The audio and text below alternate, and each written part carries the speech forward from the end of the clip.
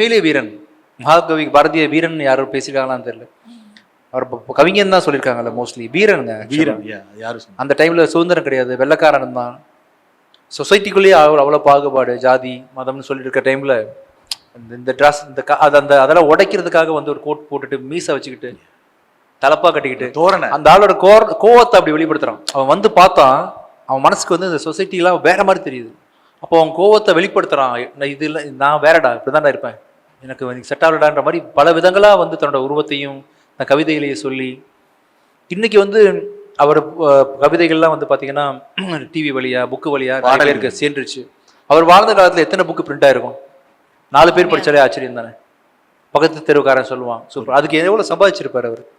இங்கே நம்ம ஏதோ ஒரு தொழிலாக, நீங்கள் ஒரு ஆங்கராக இருக்கிறீங்க, ஃபேமஸாக இருக்கிறீங்க, ஒரு தொழிலாக பண்ணுறோம். நான் மியூசிக் டைரக்டர், ஃபேமஸ்ன்றதுனால இது 4 காசுக்காக தானே இதை பண்ணுறோம். மகாகவி பாரதியாருக்கு என்ன கிடைக்கும் ஒரு டைமில்? அவர் வந்து ஆனால் எதுக்காக அதெல்லாம் பண்ணார்? 5 காசுக்கு புண்ணியம் இல்லாமல், புரியுதுங்களா? சரி, நீங்கள் ஜால்ரா தட்டி புலவராக இருந்து மன்னனுக்கு பாட்டு பாடி சம்பாதிக்க முடியும். சூப்பராக பாடினாப்பா, நான் 5 பொற்கிலே கொடுப்பாரு.